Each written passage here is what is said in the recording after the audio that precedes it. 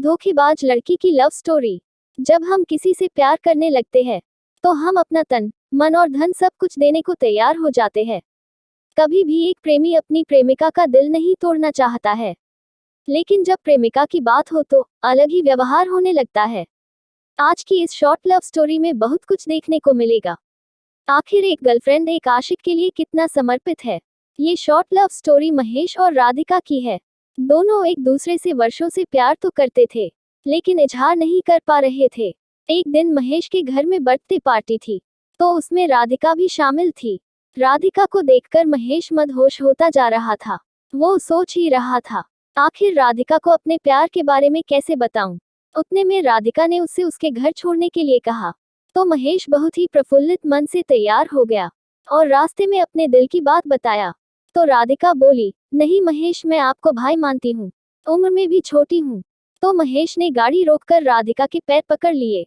महेश ने कहा, बस मुझे आपके कदमों में रहना है।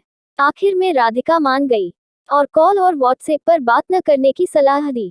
महेश ने भी उसकी हर बात को बिना किसी हिचक के एक्सेप्ट किया। इतने में उसका घर आ गया। महेश ने उसे उसके घर पर छोड़ दिया। अब उसकी लव स्टोरी की कहानी तो शुरू हो गई, लेकिन महेश के मन में कहीं न कहीं से कॉल पर बात न करने का गम था।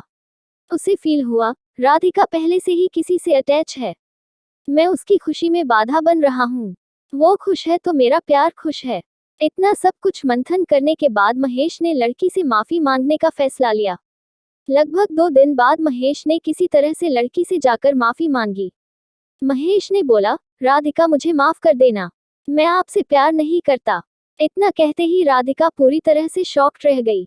आखिर प्यार के लिए जो बंदा पैरों पर गिर सकता है, वह अचानक माफी क्यों मांग रहा है। 10 दिन नहीं बीते थे, राधिका पूरी तरह से बेचैन होने लगी।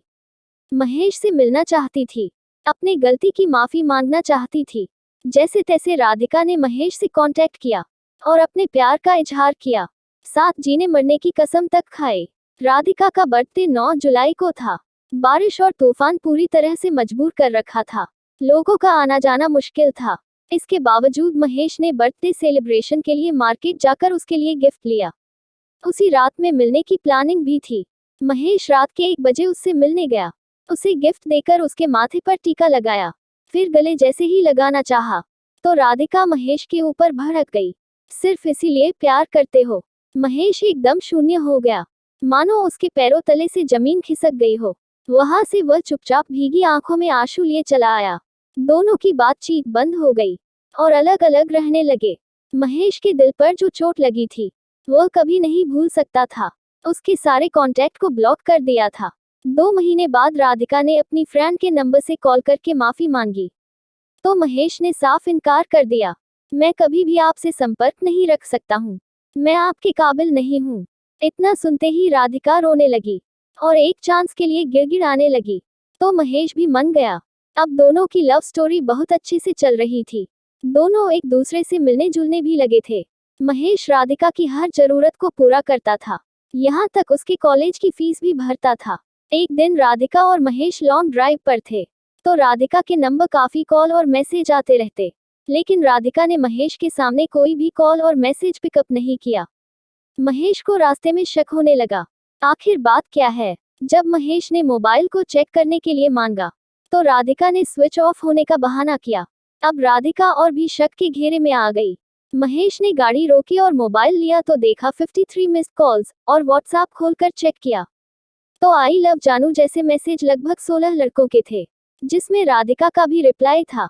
महेश ये सब देखकर काफी दुखी हुआ और वही रिश्ता तोड़ने का फैसला किया।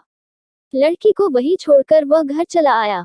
वो कहते हैं न, सच्चा प्यार करने वालों को सच्चा प्यार नहीं मिलता है। जैसे कि आपने राधिका और महेश की शॉर्ट लव स्टोरी को देखा। आपको ये स्टोरी कैसी लगी कमेंट करना और चैनल पर नए हैं तो चैनल को सब्सक्राइब करना। Thanks for watching.